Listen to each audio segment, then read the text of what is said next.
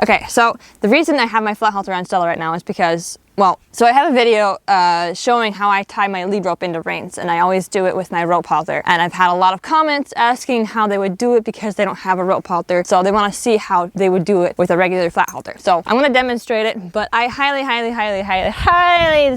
recommend you get a rope halter because, in my opinion, a flat halter is only good for leading a horse from point A to point B, or for trailering, traveling, tying. So if you plan to do a lot of riding in a halter or training in a halter, or if you have a horse, basically I would recommend you have a rope halter. Anyways, I'm going to show you how to tie up a lead rope into reins. I basically do it the exact same way as you would do it with a rope halter, just with a flat halter. So when I go to tie my lead rope into reins, I like to stand on the horse's left side, and I'm going to throw it over their neck. So I'm going to have about this much hanging down. I'm going to pinch the buckle and where I want to start my tie with my left hand, and with my right I'm going to take that tail.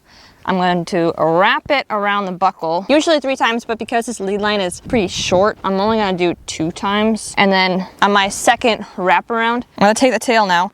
I'm going to wrap it over and under through both of those loops, and I'm going to pull it tight.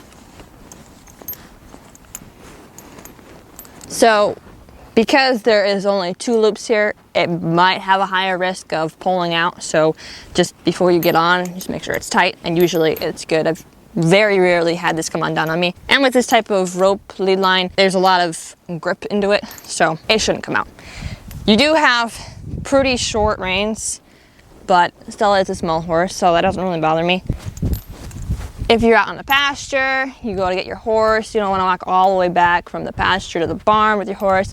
So just throw your lead line into some reins, jump on your horse, and you're good to go.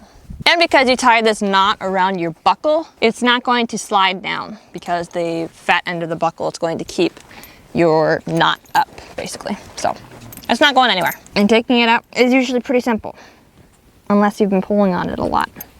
Then it gets a little tight. Ta-da! Good girl.